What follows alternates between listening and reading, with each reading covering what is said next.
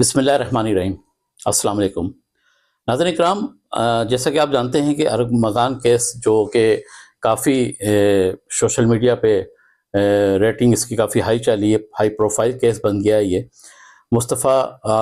Murder case کے حوالے سے، اور اس کی سماعتیں بھی ہو رہی ہیں اور مزید جو وقت گزر رہا ہے مزید جو انکشافات بھی سامنے آ رہے ہیں۔ حال ہی میں جو ابھی پیش ہوئی 2 دن پہلے، اس میں بھی جو رپورٹیں پیش ہوئی ہیں اس کے حوالے سے جو ہے میں آپ کو اپڈیٹ کروں گا، مگر اس سے پہلے کہ ہم اس پروگرام کو شروع کریں، میری آپ سے ریکویسٹ ہے کہ اگر آپ نے ہمارا چینل سبسکرائب نہیں کیا تو پلیز اسے سبسکرائب کر لیں اور بیل آئیکن کے بٹن کو بھی پریس کر لیں۔ بہت شکریہ ناظرین کرام۔ یہ مصطفیٰ عامر کیس جو تھا یہ بڑا ہائی پروفائل کیس بنتے جا رہا ہے اور بڑے بڑے انکشافات ہو رہے ہیں، بڑے بڑے لوگوں کے نام آ رہے ہیں، بڑے بڑے جو لوگ ہیں، سیاسی ہیں، سماجی ہیں، کاروباری شخصیات ہیں، شوبیز سے تعلق ہے، ان کے بچے بچیوں کے نام اس میں شامل آئے، اور ایک بین الاقوامی گروہ جو کہ منشیات کا کام کرتے تھے اور کس طرح منشیات کی سپلائی ہے، معاملات ہیں، وہ لوگ بھی سامنے یہاں پہ اس کیس میں نظر آئے۔ حال ہی میں بھی جو 2 دن پہلے جو پیشی ہوئی اس میں جو ارمغان کا جو والد تھے کامران قریشی صاحب، ان سے جو ہے ارمغان نے جو ہے ملنے سے انکار کر دیا تھا، جس پر جو ہے وہ عدالت میں ہی برہم ہو گئے، جو ان کی عادت تھی پرانی، اور اس سے پہلے بھی میڈیا پہ اور صحافیوں پہ وہ چیختے چلاتے رہے، گالیاں بکتے رہے، برا برا کہتے رہے، شور مچاتے رہے، کبھی پولیس والوں کو گمراہ کر رہے ہیں، کبھی کسی پہ الزامات لگا رہے ہیں، کبھی کسی پہ کر رہے ہیں، جبکہ حقیقت اس کے برعکس ہے۔ حقیقت میں یہ خود ایک سزا یافتہ مجرم ہے، اور ان کے جو تفتیش سامنے آئی ارمغان کے حوالے سے، تو ارمغان کے والد سے رابطہ کوئی اچھا نہیں تھا اور کئی عرصے سے جو ہے نا ان میں اختلافات تھے، اور ارمغان نے اپنے والد کے ساتھ بھی نہیں رہتا تھا، اس نے الگ گھر لے کے رکھا ہوا تھا، اور یہ بھی بات سامنے آئی ہے وصیت میں۔ ارمغان جو کہ منشیات کے کاروبار میں بڑا پیسہ اس نے کمایا، اربوں خربوں روپے اس نے کمایا، اس نے اپنی وصیت بھی کی، جو یہ بات سامنے آئی اس وصیت میں اس نے اپنے والد کو جو ہے اپنی جائیداد میں کوئی وہ وارث نہیں رکھا، بلکہ اپنی والدہ کو رکھا۔ ناظرین کرام، یہ بتاتے چلوں کہ کامران قریشی کی جو اہلیہ تھیں ان سے علیحدگی ہو گئی ہے کامران قریشی کی، اور کامران قریشی سے ان کا کوئی تعلق نہیں رہا، مگر ارمغان کیس میں ان کی والدہ جو ہے وہ مسلسل آتی رہیں ارمغان سے ملنے کے لیے، اور وہ عدالت میں موجود ہوتی تھی۔ تو ارمغان نے اپنی والدہ کو وارث بنایا ہے اپنی جائیداد کا، جبکہ ابھی جو حالیہ میں جو ابھی پیش رفت ہوئی ہے اس میں ارمغان نے جو اپنے والد سے بھی ملنے سے انکار کر دیا تھا، جس پہ وہ چرخپا ہوئے، برہم ہوئے اور برا بھرا کہتے رہے، میڈیا کو کہتے رہے، اور اپنے ساتھ کچھ ایسے لوگ بھی لے کر کے آتے تھے جو کہ وکیلوں کے ڈریس میں نظر آتے تھے، کالے کوٹ میں نظر آتے تھے، مگر بعد میں پتہ چلا کہ وہ وکیل بھی نہیں تھے۔ ارمغان کیس میں اب باقاعدہ طور پہ جو ہے کامران قریشی کو بھی گرفتار کر لیا گیا ہے، اور ابھی جو پریس ریلیز جو جاری ہوئی ہے انٹیلیجنس اداروں کی جانب سے، اس میں کامران قریشی سے منشیات اور گولیاں اور جو ہے اسلحہ برآمد کا جو ہے اس میں ذکر کیا گیا ہے۔ اب دیکھتے ہیں اس میں تفتیش میں اور آگے کیا بڑھتا ہے۔ ایک اور مرکزی کردار اس کیس کا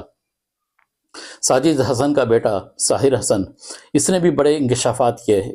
اصل انکشافات یہی ساحر نے کیا تھا، اور اس نے جب تفتیشی اداروں نے جب اس سے پوچھا تو اس نے باقاعدہ طور پہ ان لوگوں کے نام بتائے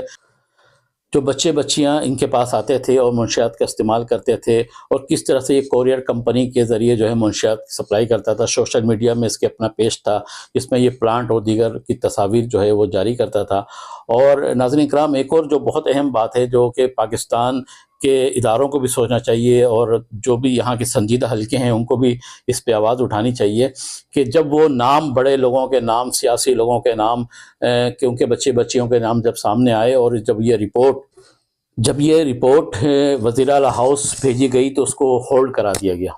اس پہ کوئی ایکشن نہیں ہوا، اور پولیس اس پہ کوئی ایکشن نہیں لے رہی، کوئی نام بھی اب سامنے نہیں آ رہے، اور ان کو سختی سے منع کر دیا کہ میڈیا کے سامنے ایسے نام سے پریس کیا جائے، میڈیا کے سامنے ایسے نام نہ لایا جائے جس سے جو ہے ان بچوں کے، ان والدین پہ، ان بڑے شخصیات جو طاقتور اور بااثر شخصیات ہیں، جو ان کے بچے منشیات میں ملوث ہیں، منشیات ڈرگس کا استعمال کرتے ہیں، تو ان کے نام جو ہیں وہ میڈیا سے دور رکھنے کی کوشش کی جا رہی ہے۔ ناظرین اکرام، کیا المیہ ہے کہ پاکستان میں بڑے پیمانے پہ پوش ایریوں میں، علاقوں میں ایسے کام ہو رہے ہیں، اور جو ہے اس کو سپورٹ کون کر رہا ہے؟ ہمارے ادارے کر رہے ہیں، پولیس کر رہی ہے، دیگر انٹیلیجنس ادارے کر رہے ہیں۔ ظاہر ہے ان کے بنا آپ ایسا اتنا بڑا پیمانے پہ کام کیسے ہو سکتا ہے؟ اور کوریئر کمپنی سے کس طرح سے جو ہے وہ منشیات آ رہی ہے، کیسے ہو رہا ہے؟ ایک عام آدمی اگر کوئی پارسل وہ بھیجتا ہے تو اس پہ پتہ نہیں کتنے جگہوں سے تفتیش ہوتی ہے، ٹھیک ہے؟ تو یہ کس طرح سے ایک منظم گروہ چل رہا ہے جس میں بڑے بڑے لوگ انوالو ہیں۔ خدا کے لیے اس ملک کو پہ حال پہ رحم فرمائیں، اس نوجوان نسل کو، ہماری یوتھ پہ، جو ہم پاکستانی قوم جو ہے اس پہ فخر ہے، ہماری اپنی یوتھ پہ، آنے والا مستقبل ان کا ہے، ان کے لیے تو آپ حال چھوڑیں، ان کو تو آپ کس طرح سے کن کاموں پہ لگا رہے ہیں؟ کچھ تو خدا کا خوف ہوگا، کچھ تو آپ نے کچھ سوچا ہوگا کہ آپ کے بچے نہیں ہیں۔ اب سوال ہوتا ہے ان اداروں کا کہ یہ اکثر پاکستانیوں کی اگر آپ رائے لے لیں، اور باہر کی دنیا کی بھی عوام کی رائے لے لیں، اوورسیز پاکستانی کو لے لیں، سب کا یہ کہنا ہے کہ یہ اس کیس میں مکھی کی بال کی طرح جو ہے نا، اس کو جو ہے نکال کے پھینک دیا جائے گا، اور یہ کیس ختم ہو جائے گا جیسے ماضی میں ہوتا رہا ہے۔ کیونکہ پاکستان میں سب جانتے ہیں کہ یہاں پیسہ چلتا ہے، یہاں طاقت چلتی ہے، یہاں بااثر افراد کی ہی آواز سنی جاتی ہے، چاہے وہ عدالت ہو، عدلیہ ہو، یا کہیں بھی ہو۔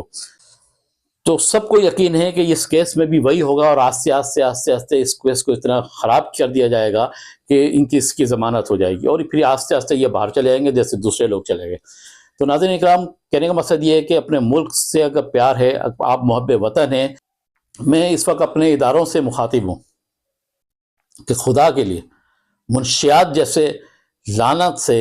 اس قوم کو بچائیں۔ جو منشیات کا کام کر رہے ہیں، اس کی اسمگلنگ کر رہے ہیں، اس کی کاروبار کر رہے ہیں، اس کو تو آپ خدا کے لیے اس کو تو پکڑیں، اس کو کیفر کردار تک پہنچائیں۔ ہمارے ملک اب اس کا متہم نہیں ہو سکتا، ہماری نوجوان نسل کو آپ تباہ ہونے سے بچائیں۔ دیکھیں، اللہ نے اگر آپ کو منصب دیا ہے نا، تو اس کا حساب روز محشر آپ کو دینا پڑے گا۔ بے شک بااثر لوگ ہیں، طاقتور لوگ ہیں، مگر اگر آپ اس قوم کو اگر بچانا چاہتے ہیں تو منشیات جیسی لعنت پہ جو لوگ بھی کاروبار میں ملوث ہیں، سہولت کار ہیں، چاہے وہ سرکاری ہوں، سیاسی ہوں، دیگر ہوں، آپ ان کو کیفر کردار تک پہنچائیں۔